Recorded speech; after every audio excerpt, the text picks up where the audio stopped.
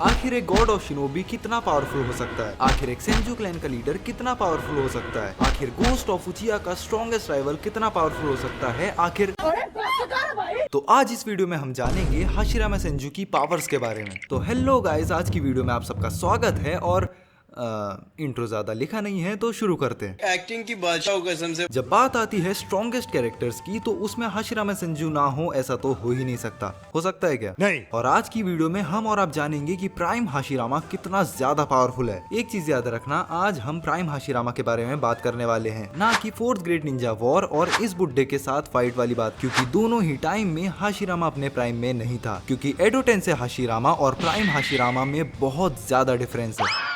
Because Naruto data book के according prime Hashirama को 10 tell Obito से कंपेयर किया गया है। लेकिन क्या होता अगर वो अपने प्राइम में होता? इस चीज को जानने के लिए हमें कुछ साल पीछे जाना पड़ेगा, जब हाशिरामा की नव किशोर अवस्था थी, मतलब वो बच्चा था। तब हाशिरामा ने अपने बचपन में ही अपने क्लैन के सभी एल्डर्स को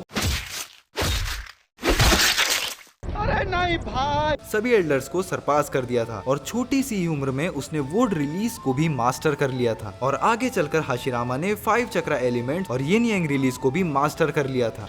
अब जिन्हें नहीं पता यिन यांग एनर्जी क्या है तो मैं शॉर्ट में बता देता हूँ। यिन का मतलब होता है स्पिरिचुअल एनर्जी और यांग का मतलब होता है फिजिकल, और इन दोनों के ही कॉम्बिनेशन से बनता है चक्रा, जिसका यूज करके एक निंजा जुत्सु परफॉर्म कर पाता है। लेकिन जो निंजा यिन एनर्जी और यांग एनर्जी को मास्टर कर लेता है वो अपनी इमेजिनेशंस को फिजिकल फॉर्म में कन्वर्ट कर सकता है। एग्जाम्पल के लिए हागोरोमो ओत्सुसुकी, जिसने 10 टेल्स को 9 अलग अलग टेल बीस्ट में कन्वर्ट कर दिया, जिसके कारण सारे 9 टेल स्लेव। शांत हो जा मेरे बच्चे, शांत हो जा। एंड ऑफ कोर्स इस प्रोसेस में रिनेगान को भी यूज करना ही पड़ता है, पर कहीं न कहीं आप यिन एंड यांग की पावर को समझ गए होंगे। और ओत्सुसुकी क्लैन के सिवा सिर्फ हाशिरामा ही था जो कि यिन यांग रिलीज को यूज कर सकता था, और वो भी बिना सेज ऑफ 6 पाथ और 10 टेल्स के। Is this the power of a god? बात करें वुड स्टाइल की तो नारुतो सीरीज में Danzo, Obito, Madara, Yamato, White Zetsu etcetera ही हैं जो कि वुड स्टाइल को यूज कर सकते थे, पर वो हाशिरामा के वुड स्टाइल का 1% भी नहीं है। बिकॉज इस बंदे ने सिर्फ वुड स्टाइल के दम पर ही पूरे नेशन में तहलका मचा के रखा था और लीफ विलेज को अपने वुड स्टाइल से ही क्रिएट कर दिया, वो भी बिना पसीना बहाए। और अपने इसी वुड स्टाइल का यूज करके हाशिरामा एक वुड गोलम को समन कर सकता है जिसकी स्ट्रेंथ और साइज कुरुमा के इक्विवेलेंट है, और ये सिर्फ अपने हाथ से ही टेल बीस्ट बॉम्ब को कैच कर सकता है। और इन सब के अलावा भी हाशिरामा अपने सेज मोड में इजीली एंटर कर सकता है और 10 टेल्स को इजीली अपने सेज आर्ट, जिसका नाम gate of the great god है, उसके थ्रू वो इजीली मोबिलाइज कर सकता है। और ये कुछ नहीं तो सेज मोड में जाने के बाद बंदा टोटली मॉन्स्टर बन जाता है। बिकॉज सेज मोड में जाने के बाद हाशिरामा समन कर सकता है टू सेवरल 1000 हिट जुत्सु को, जिससे वो 1000 पंचेस को एक बार में मारकर दुश्मन को मिटा सकता है। और इवन 9 टेल फॉक्स और परफेक्ट सुजानो भी मिलकर इसका कुछ नहीं बिगाड़ सकते। मैं आ जाऊं क्या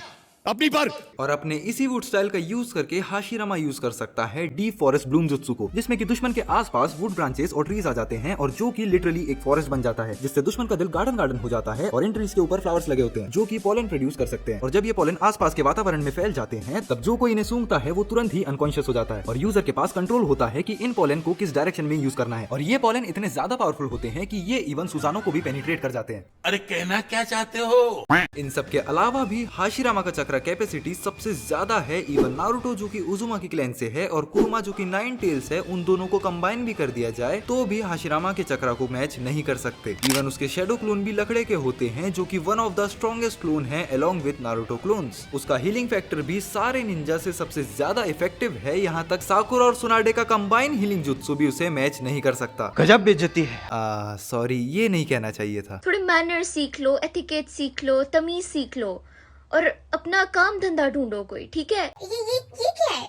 और इन सारे फैक्टर्स को एक बार के लिए उठा के फेंक भी दिया जाए तो हाशिरामा नेंजुत्सु, गेंजुत्सु, ताइजुत्सु और सेंजुत्सु में बहुत परफेक्ट था। अगर शॉर्ट एंड सिंपल में कहा जाए तो हाशिरामा वो बंदा था जो कि बच्चों की तरह टेल बीस्ट के साथ खेलता था और जब मन करता उसे किसी को भी गिफ्ट कर देता था। वो इवन 24 घंटे नॉन स्टॉप फाइट कर सकता है और जितने जुत्सु उसे आते हैं उन सब में उसने मास्टरी कर रखा है। और हाशिरामा को इन सभी पावर्स के लिए किसी टेल बीस्ट या फिर दो जुत्सु